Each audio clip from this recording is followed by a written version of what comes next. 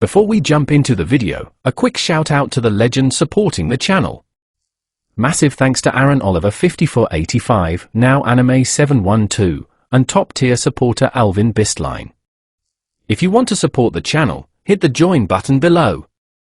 Now, back to the story. What if Tensura system the most powerful in DxD? One day, a young man dies and finds himself floating in space. The god of void tells the boy that he died because of a mistake, so God will reincarnate him in the real world of an anime and begins his journey to become the most powerful in an anime world. Chapter 46. Afterward, Noir and Skachik continued their teaching work. Noir trained Riaz and her peerage, while Skachik trained Sona and her peerage, as well as the fallen angel trio. In the evening, Riaz and her peerage, Sona and her peerage, and the fallen angel trio went to their rooms and fell asleep before they could even eat because of the entire day's grueling training. Even the fallen angel trio, along with Sona and her peerage, started to look exhausted after training with Skachik, as if the light of life had drained from them. "Master, did you go too hard on them?" Noir asked Skachik as he watched the stars in the garden sky. "It is not even 1/10 of the way I treat you. If they cannot stand this much, they are not worthy of my training. So at least you did not forget that they still have inexperienced minds." "Yeah, I know. Do not worry. Now let us stop talking about others. Tell me, Mr. Sword Devil, you suddenly tried to set up a harem for yourself and there are still dozens of women after you. Top-ranking Yanderas like Hera and Freya are after you, while Aphrodite, Artemis, Persephone, and Amaterasu are after you as well. Above all, Eris and Chaos are still looking for you. I need to get stronger as soon as possible, especially for Eris and Chaos. I guess you are burning to meet your first loves. I really miss them. I need to solve the balance problem inside me as soon as possible. It is worse that you were my real first love and I cannot say it," Noir thought. "Why will you not just stop being hesitant and express your feelings? That is why I do not approve of you. You are a genius when it comes to war and fights, but you are a coward when it comes to love. Let go of these doubts and step up. You have been waiting for years to tell that woman you love her, and you are going to end up watching her marry someone else if you keep this up. What, would you like her to call you as a wedding witness when she finds someone else? Shut up. This is not going to happen. I will not let that happen. Good luck then." Noir stopped speaking with the inner demonic voice and returned to his conversation with Skachik. "You have not changed at all. You, the Twilight, who intervened in the war between Chaos and Eris," Skachik said while laughing. "Do you always have to use those weird nicknames I get? Even if I did not choose those nicknames, people always call me by them after what I did," Noir complained softly. "Ha ha ha ha ha." Noir and Skachik chatted for a long time and began to make up for their time apart. They chatted until bedtime. Sleep was not an absolute necessity for either of them, but they slept for at least a few hours every day because it was beneficial. This sleep routine had passed from Skachik to Noir over time. As a result of not getting 8 or 9 hours of comfortable sleep during war, they trained themselves until a few hours of sleep was enough. After a while, both were able to control their exact sleep duration, choosing to rest for a few hours or shut down their consciousness for days. Inside Noir's mind during sleep. "We finally meet again, brat," the demonic voice echoed. "Why did you summon my consciousness here?" Noir asked, bored. "I thought we could have a little chat, but I guess you do not want to. Nothing can be done about that. Anyway, I called you to give you a suggestion." "What suggestion?" "There is a special pit on the lowest floor of the underworld. Everyone thinks it is bottomless, and those who went down never returned. I want you to go down there. It is known as the Abyss Pit." "You want me to enter a place of no return? That is the same as telling me to destroy myself. Do not exaggerate. If you perish, I perish too, so I know what I am doing. I want you to go down there. It is up to you whether you do this or not. If you do, you gain a lot. If you do not, nothing changes. You neither gain nor lose. I will think about it. After all, I cannot simply trust you. Yes, I understand. By the way, if you are going to do it, you should do it before your Demon Lord evolution. You gain a lot either way, but it is better to do it before evolution. TCH. Anyway, we are done talking. You can go now. Noir opened his eyes to the real world. Well, I need to know more about that place. If necessary, I can go near that pit and ask Tomo to scan it, Noir thought. Then, as Noir looked beside him, he saw Skachik resting next to him. Or are you having strange thoughts looking at your master's body? Of course not, she is just, wait. Master. Tell me, what am I thinking? Chapter 47. Well, it is nothing. I did not think anything. Noir stammered. Come on, tell me. You thought something about me, but you do not dare to say it. Just tell me. Whatever you say, I will not be angry, Skachik said. Really? Yep, tell me. I am curious. Well, I just think you are beautiful and sweet. I do not understand why you tried so hard just to say that. Master really should socialize more. People have a harder time complimenting those who are special to them. Oh, so I am special to you. I must not waste the day, I am leaving. Noir said, quickly putting on his clothes and rushing out of the room. It has been years since we met and you still cannot tell me you like me.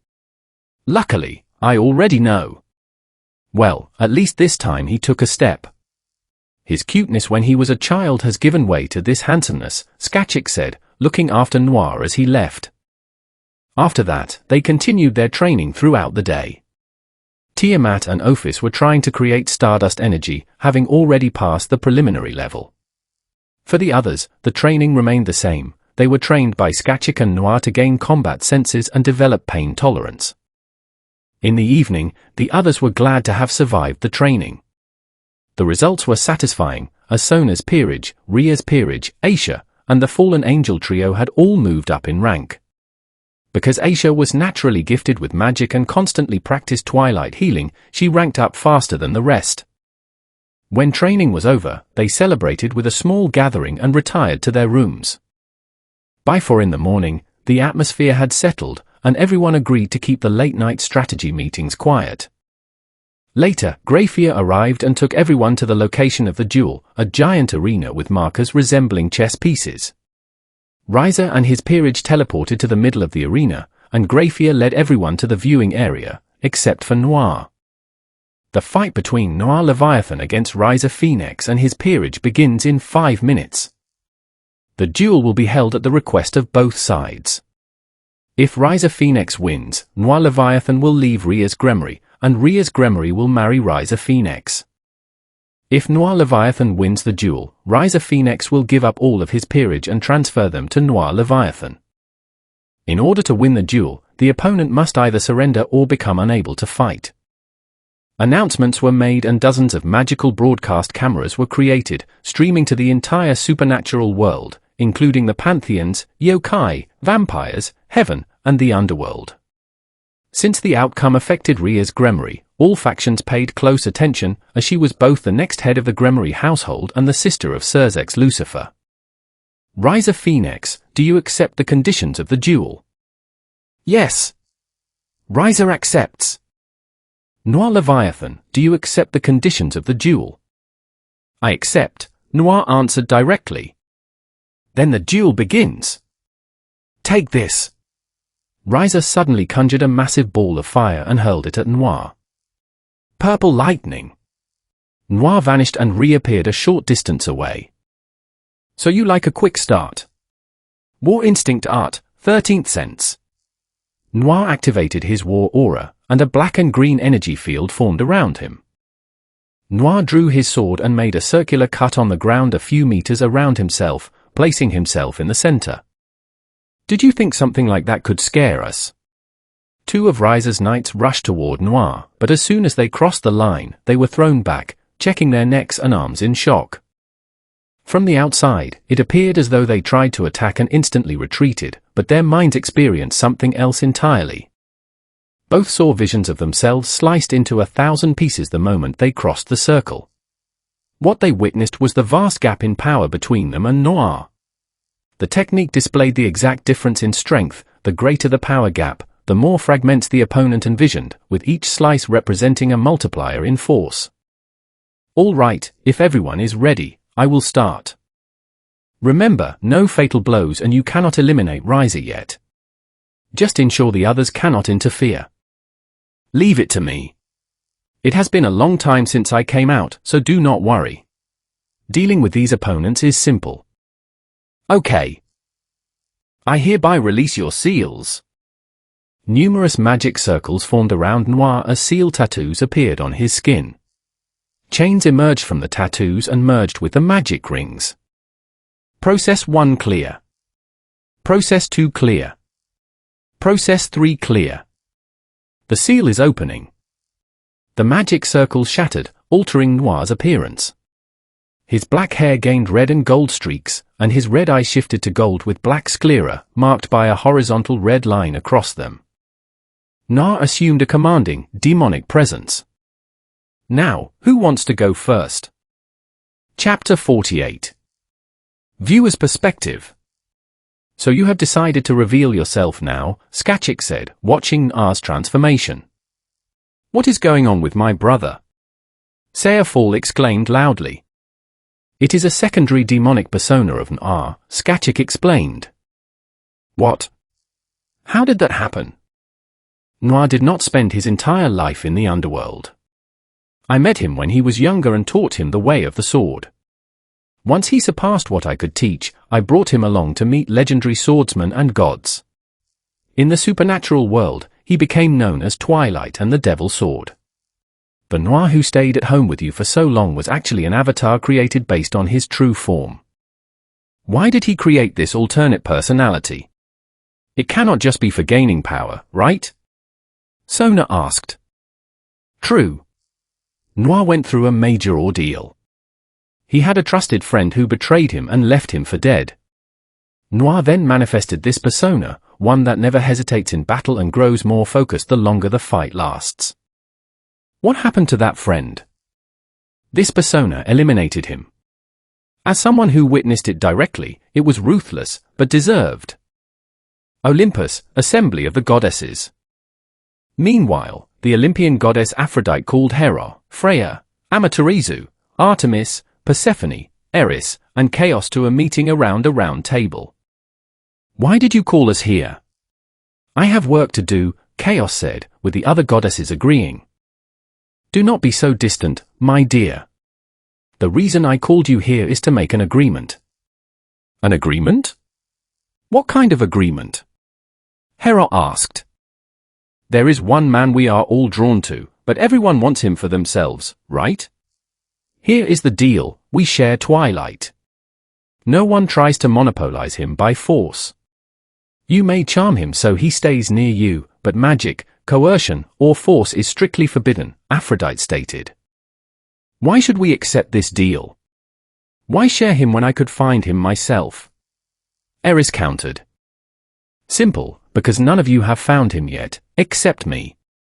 I located Twilight, and I am offering this arrangement. If you decline, I will go to him directly and none of you will see him again, Aphrodite threatened. You found him. Where is he? Chaos demanded, her power flaring. The other goddesses unleashed their divine aura as well. Calm down. If we agree, I will share his location and real name. You cannot strike me down unless you want conflict, and you know Twilight dislikes unnecessary war. Fine, but what are the terms? Amaterasu asked as they lowered their aura. We leave the choices to Twilight. If he wishes to split his time across days, or gather us together, it will be his decision. Our preferences matter, but his choice takes priority. Does that not restrict our control? Heron noted. Not exactly. We are not informing Twilight of this pact. The purpose is to maintain balance among ourselves so no one uses force against his wishes. Each goddess considered the proposal before finally agreeing. I will keep my promise. Twilight's real name is Noir Leviathan of the Devil race. He is fighting in a duel right now. We can watch the duel from here, and once it concludes, we can seek him out, Chaos stated. A magical display appeared above the table, allowing the goddesses to observe the match. Hephaestus, Brock, and Eitri. Ha ha ha ha ha. I did not expect this kid to draw so much attention. I guess he decided to abandon his low profile, Hephaestus laughed, watching the broadcast while drinking alongside Brock and Eitri. Look at the weapon he is using. Compared to what we are forging for him, that blade looks basic, Brock added, joining in. If you two were less chaotic, I could watch in peace. Eitri complained. Come over here and watch the fight. Hephaestus called out. Fine, but you are helping clean up afterward. Eitri sat down, and the three blacksmiths focused on the arena. Chapter 49. The Duel, Noir versus Ryza and his peerage. What are you? Ryza asked in shock as Noir's demonic aura surged. I do not have a separate name, but you can call me Diawlo. Yes, Diawlo works. Diawlo. You are not Noir. Ryza came to fight Noir, not you. You are not skilled enough to challenge Noir directly. You do not stand a chance against me either, so stop talking and prepare yourselves, Diawlo mocked. In an instant, Diawlo vanished. A sudden pressure threw Ryza and his peerage across the arena into the outer walls. What is happening? Ryza cried out in pain. Deep cuts appeared on the legs of his peerage members, preventing them from standing quickly, while Ryza and Ravel slowly began regenerating. Is that all? A single pressure wave and you are down? This is becoming predictable. Ryza will defeat you. Ryza's injuries healed, and he launched a rapid barrage of fireballs toward Diawlo. The attacks failed to connect. Diawlo moved at imperceptible speeds, easily stepping around the fire. Are you going to take this seriously, or is this your limit? Take this! Ryza accelerated his attacks, narrowing the fireballs into fast energy projectiles. Lowering your power for speed? You lack balance. I suppose I should manifest my blade. Demonic art, demon sword invasion. A black and red aura erupted from Diawlo, forming dozens of energy swords floating across the sky. Fear gripped the arena. Ryza stopped firing as the pressure of the floating blades filled the air with the sensation of total defeat. Now, Ryza, a choice. Would you rather take the force of these blades yourself, guaranteeing your survival, or should I direct them at your peerage without guaranteeing theirs? The decision is yours. Do not target me. Ryza yelled. What happened to your pride? Do you not care about your team? You would survive the impact, yet you choose to shield yourself at their expense. Diawlo observed. I can always recruit others. The spirits of Ryza's peerage collapsed upon hearing his words. The leader they served viewed them as disposable. Trash. Is this enough? Diawlo communicated internally to Noir. Are you bored already? I have no interest in remaining near this opponent. This match holds no challenge. Fine, I will resume control. Enjoy the rest of the match, Ryza, Diawlo said as magic circles encircled him once more. The chains locked into place, and the demonic features receded, returning Noir to his normal state. It is good to be back. So you abandoned your team, Ryza? Noir stated coldly. This is my chance. Ryza thought, channeling all his remaining magical energy into a massive fireball. Shut up and fall. Ryza roared, launching the giant sphere of flame. Hell flame! Noir countered, raising his palm and unleashing a spiraling vortex of dark fire. The dark flames consumed Ryza's attack instantly and slammed into him, causing severe damage. What shocked the spectators was that Ryza's regeneration slowed drastically, matching that of a standard devil. Did you lose your resolve that easily? I pity you, Ryza. See if you can recover from this. Death Storm. Noir's eyes glowed red as dark storm clouds covered the arena. Strong winds whipped through the stadium as black lightning flared and tornadoes began to take shape. Everyone watching the duel was stunned, as altering the battlefield weather with a single spell demonstrated an incredible display of magic. I have? Chapter 50. I have lost for now, Ryza admitted. For now? I see now what true power means, but I will grow too. I approve of you taking my peerage. I will start from scratch. I am going to strengthen myself and someday I will catch up to you. I will build a new peerage and act like a true leader, not choosing members based on looks alone. Thank you, and tell them I am sorry, Ryza said with a faint smile. What happened to the way you talk about yourself in the third person? That mindset will not move me forward. I am Ryza Phoenix, and I will rise again from the ground up. Having exhausted all his energy, Ryza passed out. I am glad you came to your senses. Let us see if you rise from the ashes like a true phoenix when we cross paths in the future.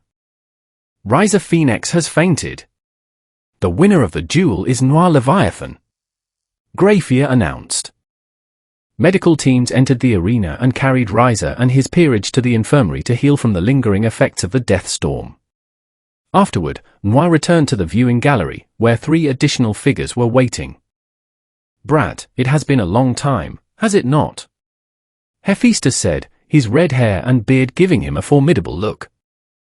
We have prepared both of your weapons. Come take a look if you want, Brock added.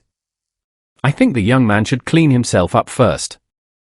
He is covered in dust right now, Eitri chimed in. Do not exaggerate. Battle dust is a warrior's true attire. Brock and Hephaestus replied together. Wait, did you say weapons? Plural? Noir asked. Of course we did. Could it be my divine punishment? Hephaestus placed a large box on the ground and opened the lid. Inside was a massive sword wrapped in heavy cloth. Noir immediately recognized the presence of the blade. In an instant, he appeared next to the box, placing his hands on the cloth and closing his eyes to feel its energy. It is finally you, divine punishment. Noir grasped the hilt, lifting the sword into the air. What is divine punishment? Riaz asked. That is Noir's primary sword. It was broken during his previous battles, so Hephaestus repaired it, Skachik explained. It is 10 times more durable and sharper than before, Hephaestus stated. We used high-grade ores that allow you to channel your aura seamlessly, making your energy attacks significantly more powerful. I missed you, Noir said quietly, holding the blade close. I have never seen Noir react like that, Sona remarked. That sword was his companion through countless battles, Skachik replied. Will you look at your new sword now? Hephaestus asked, pulling out a second box. He opened it and handed a sheathed blade to Noir. It is a heavy 2-handed sword, but you can wield both weapons simultaneously with one hand without issue. We also named this sword because your naming sense is terrible. The blade is called Bradamanti. We incorporated the core of a collapsed dwarf star into this blade, similar to the process used from Mjolnir, Brock explained. We combined dozens of rare materials so this sword can fully withstand your aura without breaking, Eitri added. The weapon appeared sleek and simple, with a polished metallic finish and a sharp western edge. Noir held both swords, feeling completely balanced. He maintained for distinct combat stances, dual western swords, great swords, a mixed style with a great sword in one hand and a western sword in the other, and katanas. Go ahead, unleash your aura. All right. Magic circles and chains formed around Noir once more, but this time the pressure was entirely different. When the chain shattered, Noir released his aura. It possessed no distinct color or form, instead, it created a visible distortion. The space surrounding Noir began to warp, as if reality itself was twisting under the pressure. Everyone except Skachik, Hephaestus, Brock, and Eitri looked on in disbelief. Black Art, World Sever. Noir executed a swift crescent arc. The handle shifted to detailed gold embroidery, and the metallic blade darkened to a shadowy black. The space along the arc was momentarily sliced open before Noir deactivated his aura, allowing reality to seal itself back together. This weapon is incredible. Finally, a sword that can handle my full power. Now, shake my hand so I can gauge your current standing, Hephaestus said. Hephaestus possessed a unique ability. By making physical contact, he could measure the precise nature and magnitude of a person's core strength. Sure. Noir shook Hephaestus's hand. Immediately, cold sweat broke out across the blacksmith god's forehead as he tried to hide his visible shock. How strong am I looking? Noir asked. I would say you are roughly 40% stronger than the last time I checked. That was terrifying. I have never felt an entity like that in my entire life, Hephaestus thought to himself. In his vision, Noir's presence resembled an immense, shadowy force commanding the darkness. Suddenly, Hephaestus, Brock, Eitri, Noir, and Skachik froze as a massive surge of divine energy manifested. Noir, run! We will hold them off. Move, boy! They are coming! Chapter 51. Who dares to stand in our way? A command echoed through the air. Hephaestus, Brock, and Eitri were swept aside as a dimensional portal tore open. 8 goddesses stepped through, each radiating immense divine presence: Freya, Hera, Aphrodite, Artemis, Amaterasu, Persephone, Eris, and Chaos. Hephaestus! Hera warned. Brock, Eitri. Freya added. If you attempt to block us again, there will be consequences. We are in a reasonable mood today, so step aside. The 8 goddesses turned their attention straight toward Noir. Twilight! Noir. Several called his real name while others used his title, stepping forward and overwhelming Noir as he lost his balance onto the seating area. Why did you never call us? We searched everywhere for you. Were you avoiding us? Do you not care about us anymore? Their questions quickly escalated in intensity. Were you seeing other people? Were you spending time with other girls? Should we eliminate anyone interfering? Should we keep you locked away? Calm down, everyone. I will explain everything if you give me a moment, Noir interrupted, managing to bring order to the chaos. Moments later, teleportation circles flared as Cerzex, Seafor, and Graphia arrived, having sensed the sudden spike in divine energy. They stopped in their tracks at the sight of Noir pinned down by 8 powerful goddesses. Could someone explain what is happening here? Cerzex asked. I can explain once I stand up, Noir replied. Noir managed to regain his footing and sit down properly, though the goddesses remained closely grouped around him.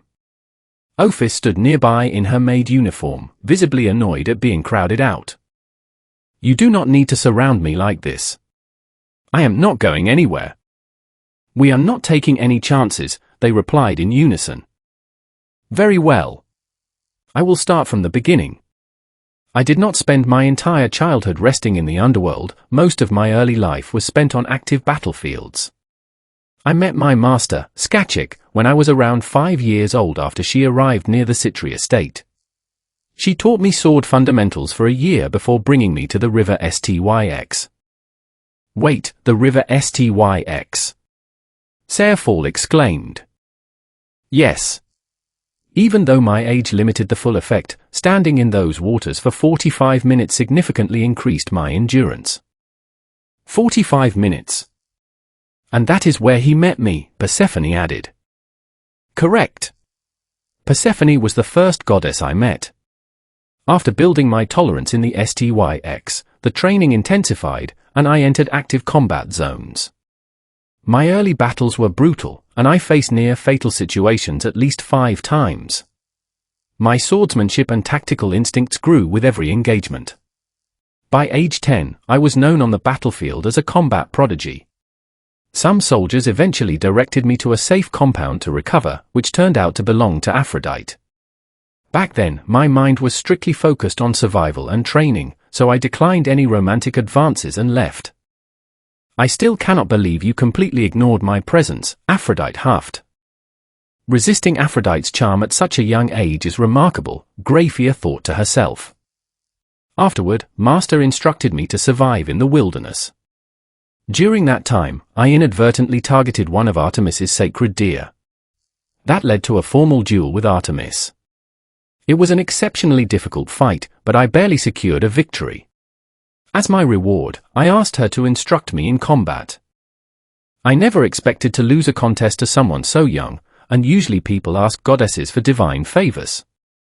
I was genuinely surprised when Noir requested advanced training instead, Artemis stated.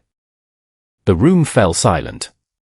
Defeating a goddess of the hunt at that age was an astonishing feat. I returned to mercenary work after that. While on a contract, I met Hera. She requested security detail while preparing to elevate her divine authority. I accepted the contract because the threat level was high. They initially questioned my age, but my operational record granted me access. I was surprised when a young warrior arrived for the guard detail, but seeing his skill in action left no doubt, Hera remarked. During the assignment, 2/3 of the hired guard force turned out to be hostile infiltrators aiming to eliminate Hera during her ascension. When the attack began, the loyal guards were overwhelmed by numbers. By the time the primary threat was neutralized, I was the only guard standing. When my ascension concluded, I found Noir standing among dozens of defeated assassins, heavily injured. I had to force him to stay so I could heal his wounds properly before letting him leave, Hera explained. Everyone listened in silence, especially Seraphul and Sona. The person they assumed was living comfortably had spent his formative years surviving constant battles.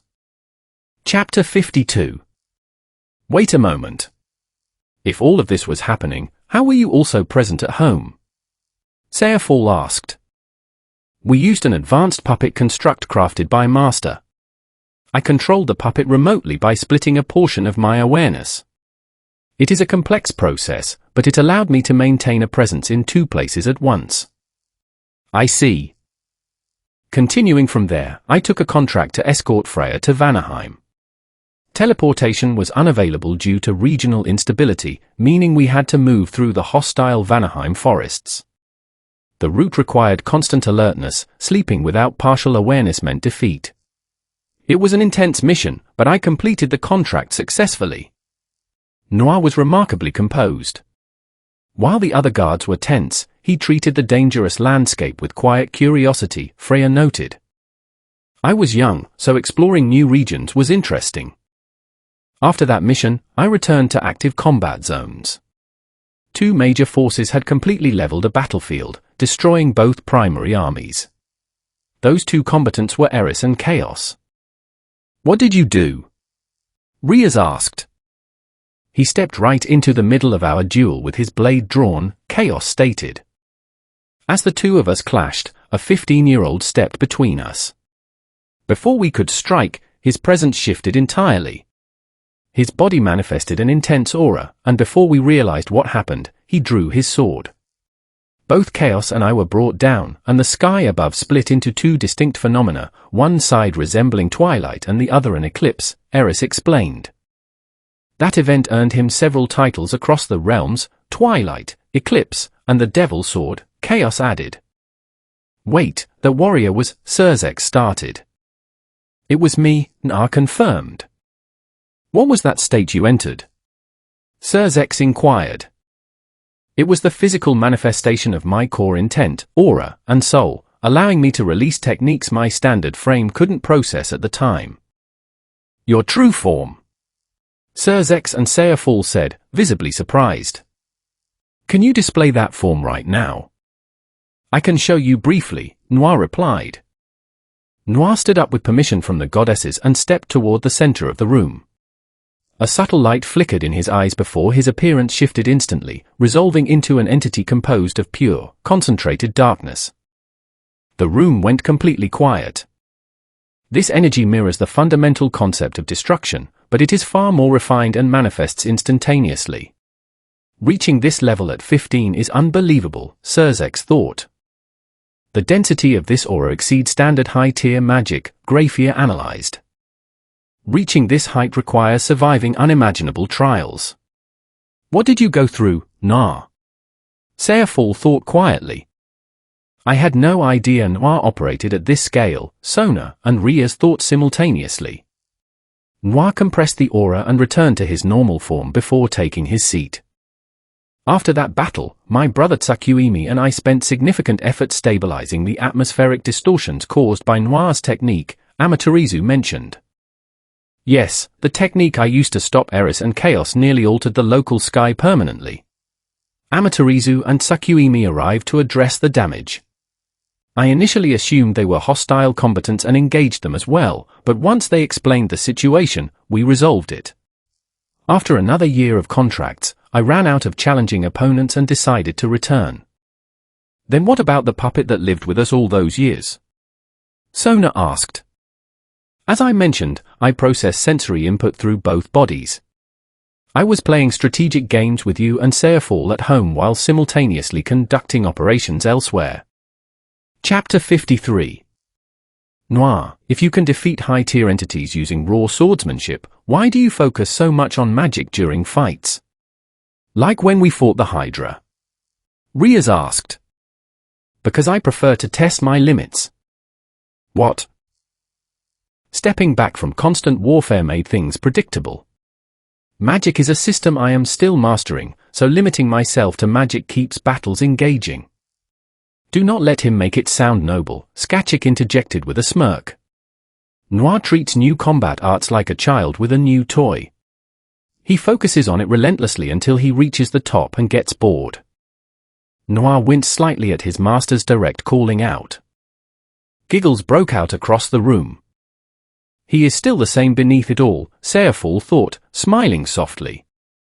The conversation continued as Noir shared details about his past engagements. After distributing his contact information to the goddesses, they took their leave, and the rest of the guests began to clear out. Since Riza was still recovering, official arrangements were postponed until the next day. Surzex invited Noir to stay for dinner at the Gremory Manor. As the room emptied, only Noir and Riaz remained. Noir walked over and patted her head gently. Congratulations, Riaz. For what? You are free now. You do not have to worry about forced arrangements anymore. The realization finally set in for Riaz.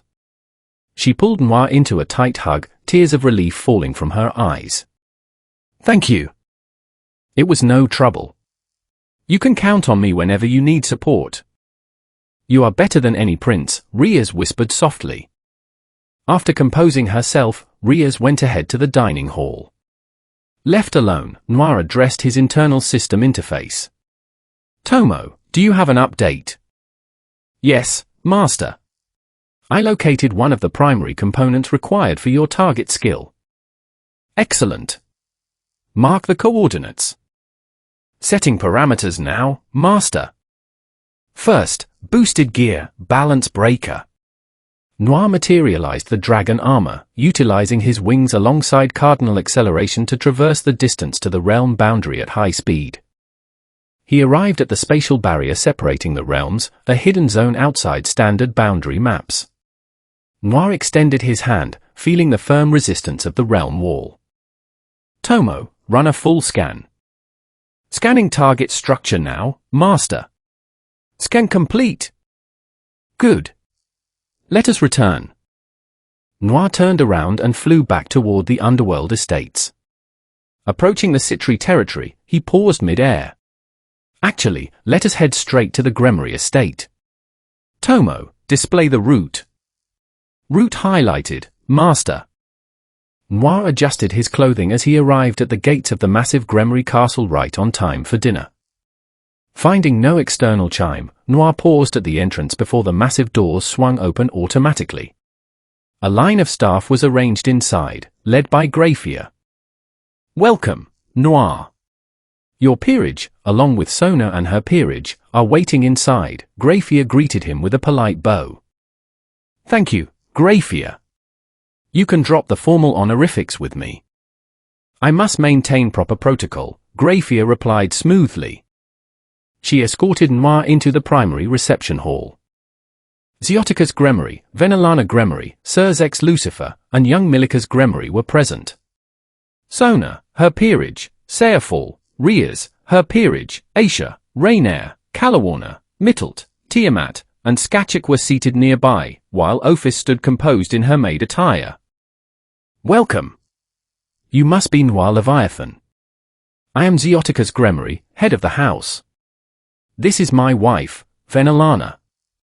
Hello, Noir. It is a pleasure to meet you.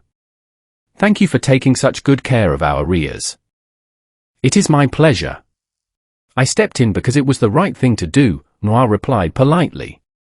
Formal family gatherings are surprisingly nerve-wracking, Noir thought internally. Look at you getting tense over a formal dinner, Drake laughed in his mind. Just wait until I construct a physical vessel for you. See how much you laugh then. Hey, it was just light banter. I am staying quiet. Do not worry, Drake. Soon all of us will be sharing space anyway, Tomo added teasingly. Noir shook off the internal distraction as Milicus ran up to him excitedly. Hello. I am Milicus Gremory. You were incredible in the duel. How did you become so strong? Through consistent, targeted training. If I train hard every day, can I reach a level like yours? Of course. Focus on mastering your fundamentals first. You can ask your father or consult me whenever you need guidance regarding weapons or hand-to-hand combat. Thank you. Milicus said, beaming. All right, Milicus, do not overwhelm our guest, Sir Zek said gently. It is quite all right, Noir said, taking a seat on one of the sofas. Noir, I understand you carry bloodlines linked to both the Bale and Citri lineages. Zeoticus asked. Biologically, yes. But my identity is Noir Leviathan, and that will not change. I have no interest in house politics. I apologize for the past actions of my relative, Venelana said sincerely. Please do not apologize, Venelana. An individual is not responsible for the actions of their relatives. I do not seek endless cycles of retaliation. My policy is simple, reaction to direct action. What do you mean? Venelana asked. Noir pulled an insignia cloth from his spatial storage and handed it to Venelana. Is this? Yes. That is the crest of the Bale clan's covert unit. I have collected quite a few of them over the years. Chapter 54. When did this happen? Venelana asked with a trembling voice. The first one started a few days after I met Shusho. I think it was like 10 to 14 years ago. Anyway, that's one of the reasons Shusho trained me. How many of these do you have, Noir-kun? I didn't count, but there are quite a few. I see, so what do you feel about that? Venelana asked. Nothing much. You don't have to worry about me. If you ask me if I hate that man and woman, I don't have an answer because I don't know either of them. But if you ask me if I would like to get to know them, then my answer would be no. I just ignore them for once. If they ever try anything again, then I'll kill them myself. Oh? The atmosphere is so dramatic, what's happening here? Suddenly the door opened and a young woman's voice sounded. Everyone turned to look at the woman who had come through the door. The woman who entered appeared to be in her 20s with a soft expression on her face, very similar to Ria's. She had droopy eyes and crimson hair tied back in a ponytail. Zeo, your mama is here. Show me where your son-in-law is, the woman said. Mom. Who? Noir was completely baffled when Zeoticus called the woman who appeared to be in her 20s his mother. Oh, there you are. You are Noir, right? The woman asked, looking at him. Yeah. I'm Noir Leviathan. But who are you? How rude of me, let me introduce myself. I'm Kaisis Gremory, Zeo's mama. Noir's head flashed with realization. Zeoticus Gremory equaled Zeo. Whoa, is this woman Ria's grandmother now? Looks like they're at most a few years apart from Ria's. And this woman looks younger than Zeoticus Gremory. How could that be? I mean, I know it's much harder for devils to age, but how could a mother look younger than her child? Na thought. Zio is my little baby, and Riaz-chan's father. Little baby? This guy is like 500 years old. I see. So you're going to be Riaz-chan's new fiancé. I watched the duel on the road. You are really strong. Tell me, what rank are you in? Between Ultimate and Satan, I can feel it from you. I'm at the top of the Ultimate class. I think I'll be able to move on to the Satan class soon. Wow, at this age. You are quite talented. Tell me, where are your parents?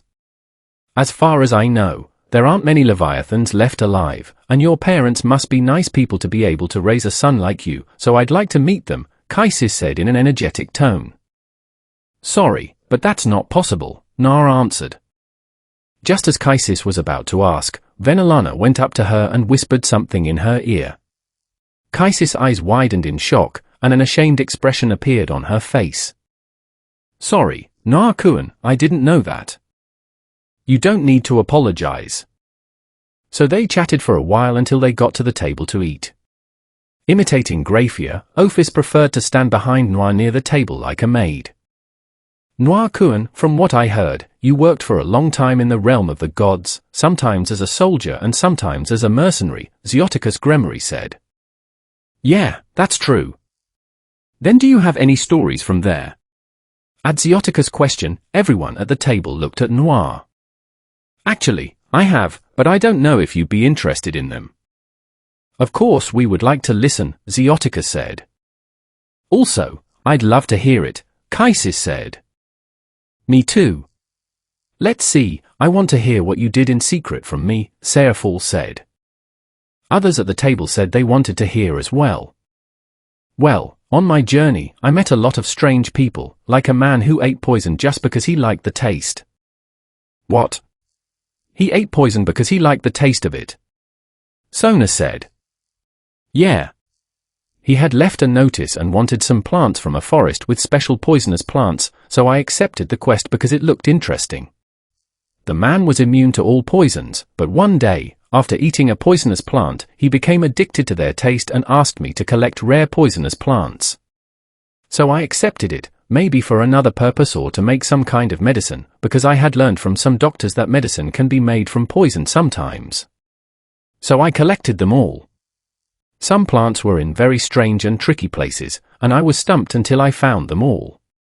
Later, I gave what I gathered to the man and wondered what he would do. He opened the broadcast of the supernatural world and ate his snacks with the sauce he made from poisonous plants while watching a movie. Giggles suddenly came from the people at and around the table. Throughout the meal, Noir told some of his stories and they had a fun dinner. It was really nice, especially for Noir, because he didn't know the feeling of having dinner with a family and had learned it here. Noir Kuan, how would you like to stay here for the rest of the holiday? Venelana asked. I don't know. I don't want to be a burden to you, and there are some things I have to do. How about you stay here during the holiday and I'll teach you the power of destruction? Venelana offered. Hey. Noir, I guess my mom wants to get to know you, so I think you should just accept it. Don't you want to learn the power of destruction too? Riaz whispered to Noir. I could go to learn from Shiva, but I guess I don't need to waste my luck, Noir thought. If you say so, then I'll be in your care. Noir, won't you come home? Sona asked. Sona, actually there was something I wanted to tell you, something I decided even before I came here. I will resurrect the Leviathan clan. I hope you understand what I mean. Chapter 55. You mean you won't come with me to the Citri house? Sona asked with a shocked face. True. I will not return to the Citri house. I will resurrect the Leviathan clan and bring the remaining living Leviathans back to the clan. I get it. Excuse me, Sona said. She stood up and walked out of the dining room. Let me talk to her. Noir got up and chased after Sona. While those at the table waited in silence, Noir went outside. It was easy to find Sona. She was standing right in front of the front door. Sona, wait. Let me explain. When Sona turned around, Noir saw that she had tears in her eyes. Sona.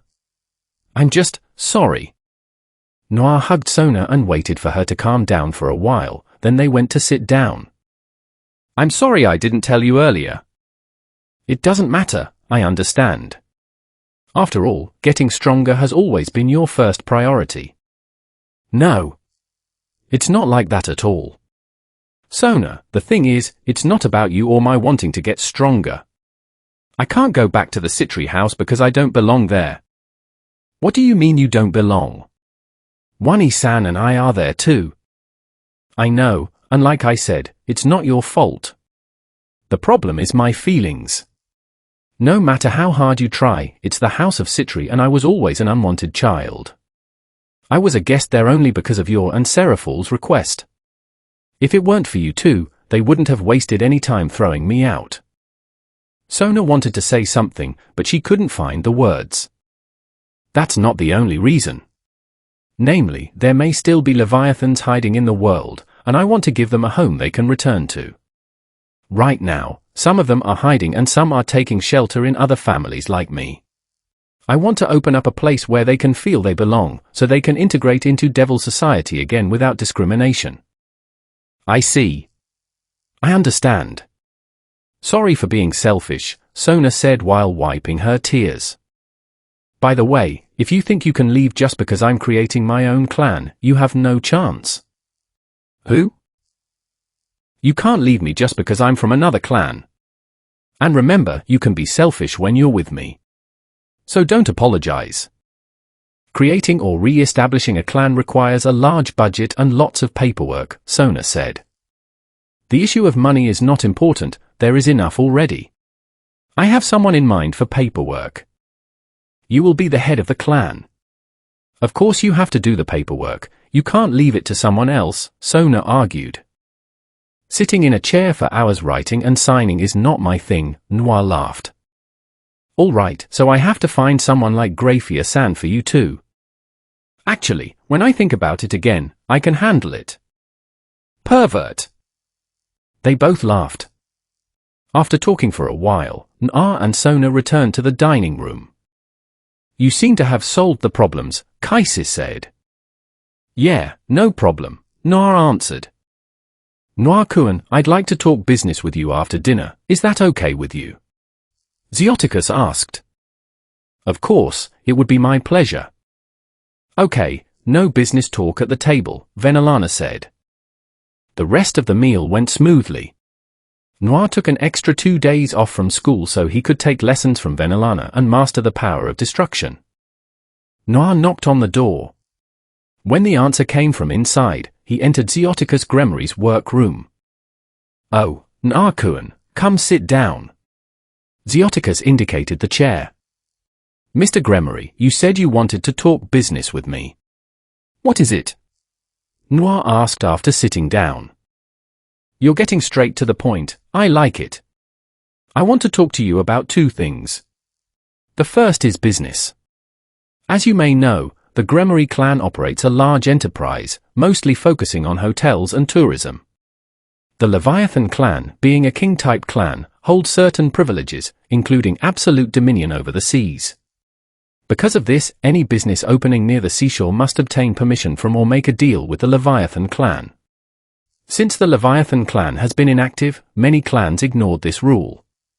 But when you resurrect the clan, this rule will become active again, which could cause quite a problem. What happens if a clan does this without permission? Noir said. The contract made is magical. Any supernatural structure built by the seaside will be destroyed by waves if the clan responsible lacks this magical contract. Since the clan's base in the demon realm hasn't been active, such situations haven't occurred recently. But when the clan was active, dozens of unauthorized businesses were removed, and the Leviathan clan demanded exorbitant shares from those seeking late permission. I see. Well, as long as the conditions are good, I'll take a look at the contract. That's good to hear, and I'm going to create a win-win deal for both clans, Xioticus said. Now, coming to the second issue, this is both an inter-clan and a personal request. I'm listening. I want you to marry Riaz. What? I hope this isn't like what happened with the Phoenix clan. Noir's posture shifted. He had no intention of forcing Riaz into another arranged arrangement. Oh no, it's not like that. Of course, this only happens if Riaz accepts as well. Also, as a father, I noticed the way Riaz looked at you during dinner. She definitely likes you. I can only do that if Riaz agrees. You also need to know that there are other people I love. The strong often have multiple partners. If you plan to establish a harem, that will be between you and your partners, so you'll need to discuss it with them. I see. All right, I'll talk with.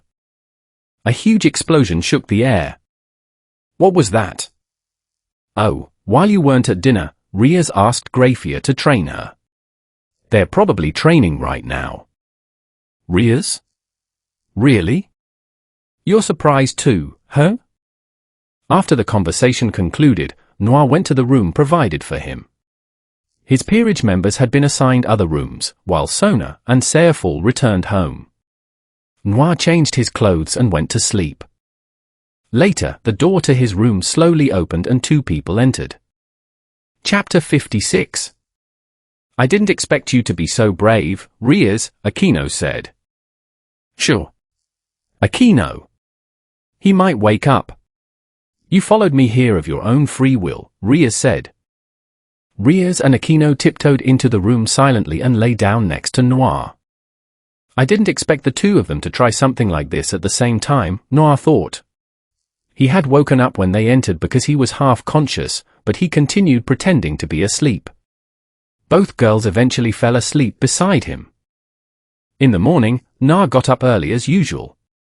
He put on his clothes and sat on the chair next to the bed. Soon, both Aquino and Riaz began to wake up. Good morning, sleeping beauties. Good morning. Have you been watching us since you woke up? Aquino asked with a smirk. I'm more of an action man, you know. And I'm always ready for action. Noir walked up to Aquino, gently lifted her chin, and whispered the last part directly into her ear. Aquino did not expect the quick response, and her face turned red. Cute. Seeing both Riaz and Aquino blushing, Noir smiled and left the room. Hey Riaz, can I take Noir? Aquino teased. What? No way. You can't take him. Riaz picked up a pillow and threw it at Aquino's face. Are you jealous, Riaz? The two started a playful pillow fight as Noir walked out into the garden. Reaching the garden, Noir began practicing with his sword, Divine Punishment, which he hadn't used in a while. He trained for hours, reconnecting with the weapon until it felt like an extension of his body. Those watching were surprised by how effortlessly he wielded such a massive blade. Grafia, how long has Noir been doing this? Venelana asked. It's been 2.5 hours since I arrived, Grafia answered. Has he ever slowed down? Zeoticus asked. No, never. I guess that's enough for today. Wow, there are a lot of people watching, Noir thought as he turned around and saw members of the Gremory household gathered. Oh, sorry, I didn't notice you, Noir said. Onii-san, you are amazing. Milikas ran toward Noir excitedly. Thank you, Milikas-kun. Onii-san, can I hold it? Milikas asked, pointing to Divine Punishment. Okay, but it's really heavy. Noir lightly set the blade into the ground. Milikas grabbed the handle and tried to lift it, but the sword didn't budge. His feet slid on the ground as he pulled with all his strength. It's really heavy. I couldn't move it at all, Milikas said, still holding on. I guess you'll have to grow up a bit more to wield it, Noir said. You can swing it so easily. That's so cool. Milikas looked up at Noir with admiration. Don't worry, I'm sure you'll be able to do it when you're older. Onii-san, can you teach me how to use a sword? Milikas asked pleadingly. Are you sure? Learning the sword is difficult and takes years. Yes. I want to learn if you're the one teaching. I can't be here all the time. So when I'm away, you'll need to practice the basics I show you, okay? Okay. Milikas, what about your power of destruction training? You also have your academic studies. Adding sword training will be very demanding, Surzek said. I want to be strong like Onii-san, so I can handle all of it, father. Actually, that's not entirely necessary, Milikas-kun, Noir said. What do you mean, Onii-san? If you try to master everything at once, you'll burn yourself out. Focus on reaching a solid level in one skill first, then build up the next to complement it. For example, focus on mastering the power of destruction now. Once you have a strong foundation, you can learn swordsmanship for close combat without overloading yourself. Can I learn swordsmanship first then? You're already making progress in your power of destruction training. It wouldn't make sense to drop it now when you've come this far, Surzek noted. Surzek-san is right. Don't worry, I'm not going anywhere. Master the power of destruction first, and then I'll teach you the sword. Promise? Promise. Milikas cheered happily. Excuse me, sir.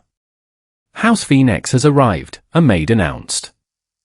The group moved to the living room to greet the Phoenix family. Lord Phoenix, his wife, and Riza's peerage were present, but Riza was missing. Riza disappeared this morning after collecting the evil pieces from his entire peerage, Lord Phoenix explained. We found this letter on the table in his room. It says it's for Noir-sama, so we didn't open it, Ravel said, handing over a letter. Chapter 57. Noir took the letter from Ravel, opened it, and began reading. To Noir. By the time you read this, my family will probably have noticed I'm gone. I need real-world experience, and I can't get that staying inside the safety of the Phoenix estate.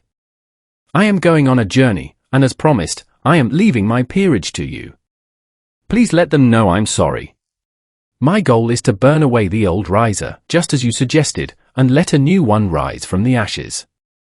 Once I've achieved that, I will return to challenge you to a true duel. The new Riza will be a worthy opponent. P.S. Please pass along my apologies to Riaz and the others as well. I used to be driven purely by arrogance, and I needed the reality check to open my eyes. Your future rival, Riza. As you try to keep up, I'll keep pushing higher. But don't hesitate to challenge me when you're ready, Noir thought. What does it say? Ravel asked. Riza left on a journey to gain real experience and train, Noir said. Does he say where he went? Lord Phoenix asked. No, but he asked not to be followed. He wants to train out in the world rather than in comfort, leaving his old self behind. My little Riza is finally acting like a leader, Lady Phoenix said softly. It seems he needed that defeat to find his direction, Lord Phoenix added. From the sound of it, he'll be a very different person when he returns, Noir said. With the letter addressed, attention turned to the peerage transition. Noir-san, I have a request. When Ravel signed on, she was part of the peerage deal, but as her mother. Lady Phoenix hesitated. You want Ravel released from the agreement? Yes. She's my only daughter. Of course, Noir said smoothly. I assumed it would be impossible. Wait, what? It's not a problem. If Ravel wants to stay with her family, I won't force her into my peerage. I'm not going to separate a daughter from her mother, Noir said, glancing at Ravel. Thank you, Noir-san, both Lord and Lady Phoenix said with a bow. Please, raise your heads. It's fine. I know what it's like to grow up without family. Ravel has parents who care about her, and I won't take that away, Noir thought. Now, regarding the rest of the peerage. Ubaluna and the others stepped forward. I don't actually use evil pieces, Noir explained. I use a different method. Oh. It's easier to show you. Noir placed his hand on each of them, starting with Ubaluna. To outside observers nothing seemed to happen, but the former members of Riser's peerage immediately fell to shift. "Noir-san, what are you doing?" Lord Phoenix asked curiously. "Our master is placing a soul stamp on them," Rainier explained. "A soul stamp? What is that?" "It creates a spiritual link between their souls and mine. It offers several benefits, but most importantly right now, it secures their connection to my peerage." "Fascinating. Can this technique be taught?" Lord Phoenix asked. "No, it's unique to my abilities." Shortly after, the process was complete. The Phoenix family said their goodbyes to Ubaluna and the others before departing, though Ravel kept glancing back at Noir as she left. Since breakfast had been delayed, a fresh meal was prepared for everyone. "Noir-kun, shall we begin your training today?" Venelana asked over the meal. "I'd like that very much." Noir never slows down when it comes to training. He practiced with his sword for hours this morning, bound 14 souls, and he's already eager to start learning again. The younger generation really is something else, Surzex thought. After breakfast, Venelana led Noir out to the garden. "All right, Noir-kun. Show me what you can do with the power of destruction so I can gauge your current level." "Okay." Noir held out his hand and manifested a sphere of condensed destructive energy. He continued compressing the power inward. The energy density surged dramatically, yet he maintained stable control over the orb. He launched the sphere high into the sky. Once it reached a safe distance, the orb expanded into a massive barrier. Inside the localized field, the power of destruction surged wild red and black, emitting intense pressure even from far below. I modeled this after Benimaru's technique against the fake Charybdis, but the output turned out even stronger than expected, Noir thought. "That energy output is incredible." Venelana thought in surprise. Even experienced users would struggle to withstand that level of concentrated pressure inside the barrier. "My brother is fortunate Noir doesn't hold grudges." "Venelana-san, what do you think?" "Incredible. Ria's focuses on raw output, Surzex excels at precise control, and Milika's is good at shaping it. You manage to combine shape, release, and containment simultaneously. Shall we take that foundation and refine it further?"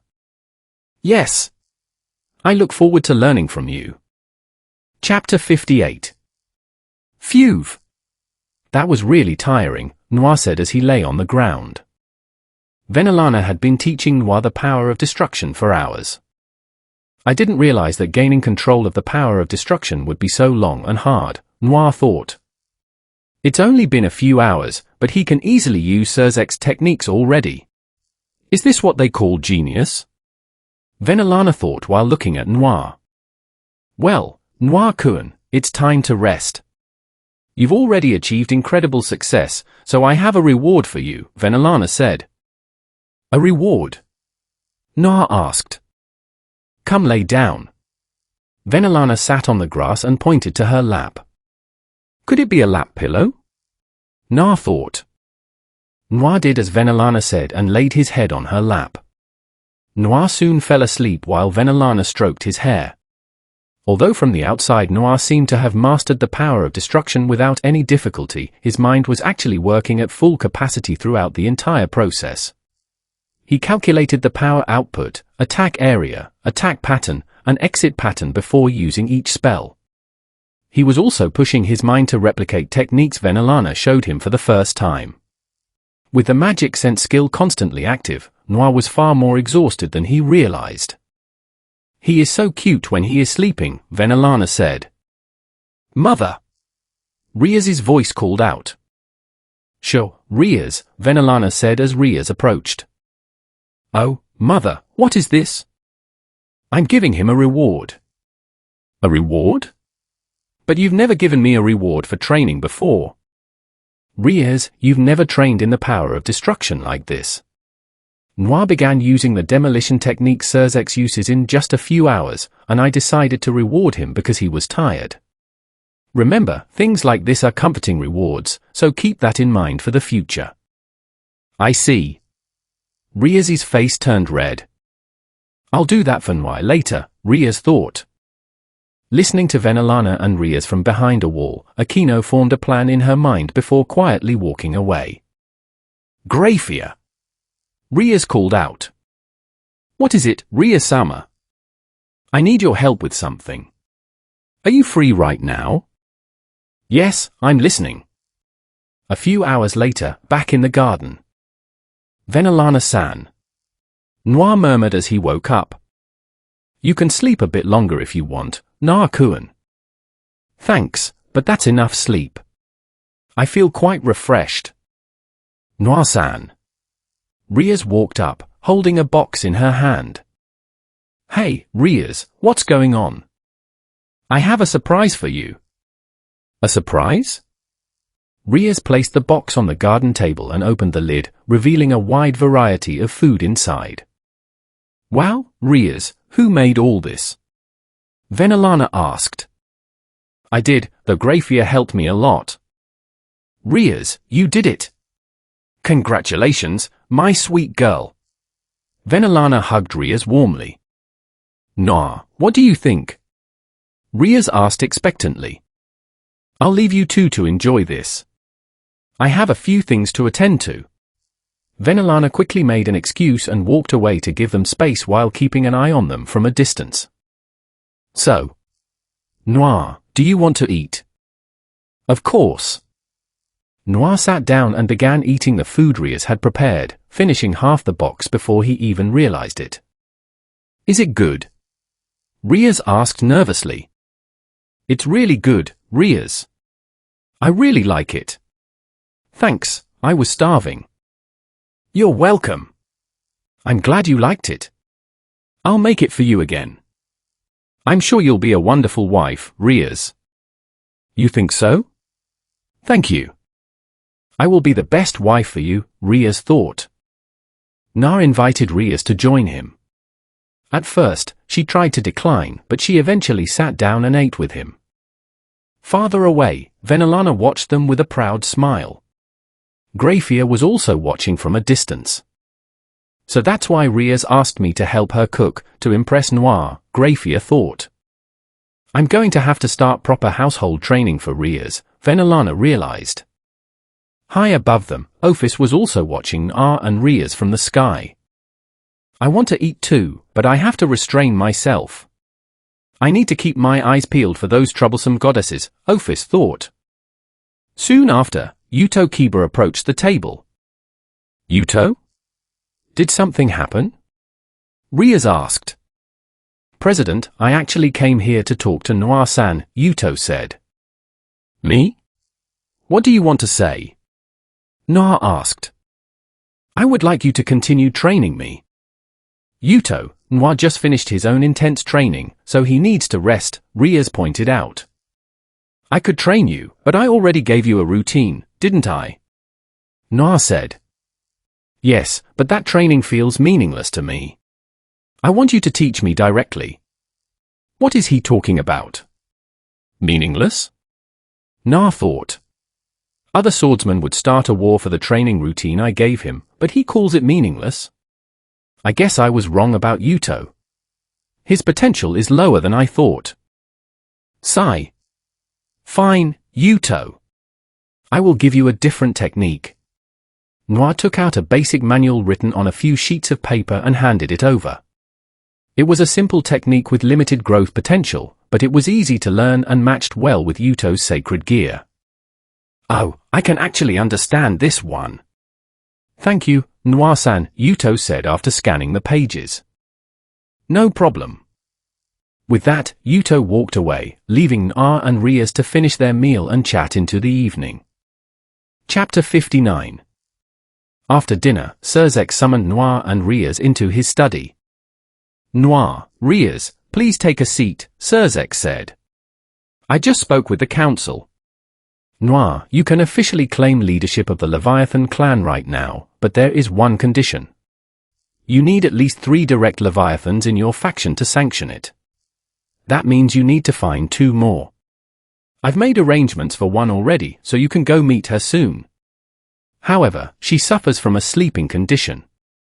If you can't wake her up, you'll still need to find 2 others. I see. Okay, let's go. Sir Zex and Rias looked at Noir in surprise at how quickly he accepted. Sir Zex activated a teleportation spell, and he and Noir vanished. They reappeared in front of a massive, heavily fortified door. Wow, these gates are huge. They look like the gates of Asgard, Noir remarked. Have you been to Asgard? Ha ha ha, of course not. They are too secretive and don't welcome outsiders. I always wanted to check it out, but they wouldn't let me, and there was no point in making enemies with Asgard just to take a look. Noir laughed. All right, I'm opening the door now, Sir Zex said. He placed his hand on the intricate center of the door. The carved patterns began to glow, spreading outward as complex magic circles formed and overlapped into a single glowing seal. Whoever designed this barrier was exceptionally skilled, Noir thought. The glowing seal rotated rapidly before shattering into particles of light, allowing the massive doors to swing open. Impressive, Noir admitted. From here on, you're on your own. I'm leaving, Sir Zex said before teleporting away. Noir stepped inside. The room was decorated softly, with a large, curtained bed standing in the center. Noir drew back the curtain and looked at the girl sleeping inside. She really is beautiful. The girl had long purple hair and a graceful appearance. It was none other than Ingvald Leviathan. Well, now that we're alone, Tomo, scan Ingvald's condition and tell me what it takes to wake her up. Okay, Master. Scan complete.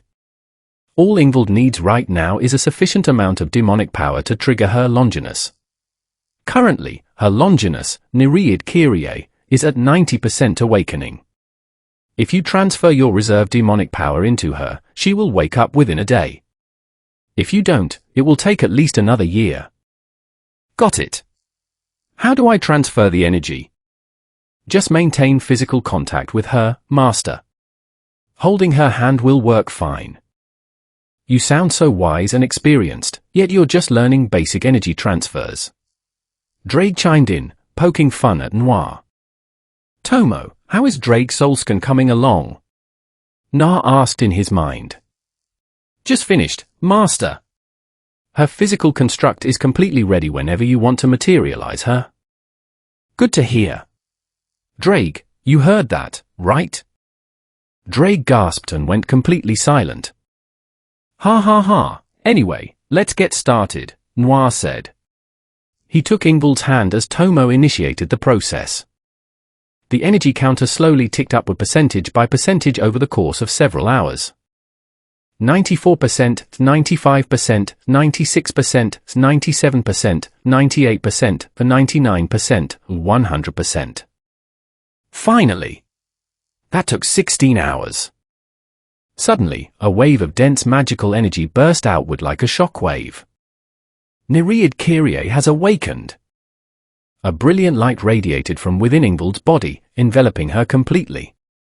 Droplets of water condensed out of thin air, accompanied by the faint, melodious sound of music echoing through the room. I've never seen a Longinus fully awaken before. This is incredible, Noir said with a wide smile. Ingvald lifted slightly off the bed, surrounded by glowing streams of water and floating musical notes. The light flared brightly before fading away, lowering her back onto the pillows as the manifestations vanished. Nereid Kyrie has fully bonded with Ingvald Leviathan. She will regain consciousness in a few hours. Hey! What was that? Drake exclaimed in alarm. What do you mean? That was just her Longinus awakening, Noir said. It felt like something was pressing down on my soul. I couldn't move. Nereid Kyrie specializes in controlling dragons, so its defensive aura probably reacted to your presence automatically. What? I'm a heavenly dragon. I'm the Red Dragon Emperor. How could a passive aura affect me? A dragon is a dragon, Drake. Heavenly status doesn't make you immune to energy designed specifically to command your species, Noir pointed out. How could you wake up someone with such a dangerous ability? The Longinus is dangerous, not Ingvild herself. Master, this is a great opportunity, Tomo suggested playfully. With her power, you could easily convince her to command the Red Dragon Emperor once he takes his human form. No. That's torture. Drake cried out in terror before cutting off the mental link. I think we scared him a bit too much, Master, Tomo laughed. Yeah, I'll figure out a way to make it up to him later, Na chuckled. Looking at the sleeping girl, Noir smiled as an idea came to mind. A few hours later, Ingvild slowly opened her eyes. What happened? Oh, you're finally awake, my love. Na said warmly. Who? Who are you? Where am I? Ingvild asked in panic. Don't you remember, sweetheart? This is our room. We just got married yesterday. Married? Yes, my love. You were so exhausted from yesterday that you fell fast asleep. Ingvild looked around the unfamiliar room, her mind racing. Who is this man? Why don't I remember anything? The last thing I remember was going to sleep in my own room. Did I lose my memory? Na couldn't hold back a small smirk. Why are you smiling? Tell me the truth. Who are you? Tears began to weld up in her eyes from the confusion. All right, I'm sorry. I couldn't help myself, you were just too cute. I'm not your husband, and this was just a harmless joke. My name is Noir Leviathan. Good morning, Ingvild Leviathan, you've been asleep for 100 years. What? 100 years? Ingvild gasped in shock. That's impossible. I couldn't have been asleep for that long. Unfortunately, it's the truth. You fell into a deep coma caused by a rare sleeping condition. That can't be. What about my parents? Where are they? There was a massive war while you were asleep, Noir explained gently. Tell me, please tell me everything.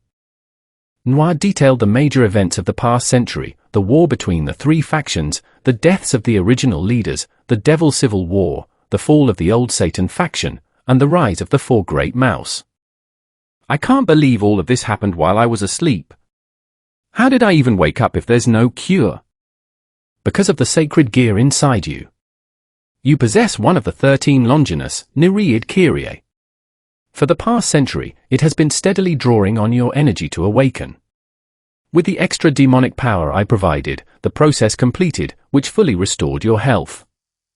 If the old Leviathan clan was wiped out, why didn't the council eliminate us? Ingvild asked. When they realized you had an incurable sleeping illness, they sealed you away in this barrier, assuming you would never wake up on your own. As for me, my story is a bit different. I was born into the Citri and Baal lineages, but my bloodline mutated at birth into a pure Leviathan trait. My goal now is to rebuild the Leviathan clan, not to recreate the past, but to build a safer, stronger home for anyone with Leviathan blood. So, Ingvild, will you join me? Can I have some time to think about this? It's a lot to process. Of course. Take all the time you need, but we need to move first.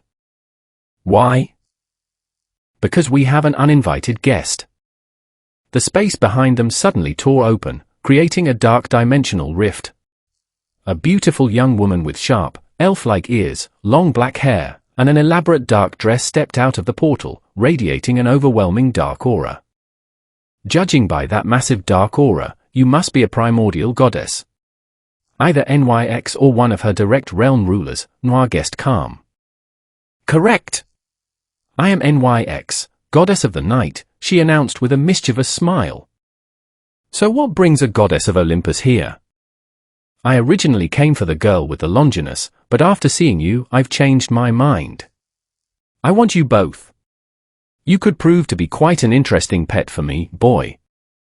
Not interested. I don't bow to anyone, Noir replied coldly. I love a strong will, NYX giggled, her eyes flashing with a dangerous dark light. It will be so much more satisfying when I break it and make you submit to me. Then let's make a deal. If I win, you become my servant and obey my commands without question, Noir said, a confident smirk spreading across his face. Foo foo foo. How bold. Very well, let's see where that confidence gets you.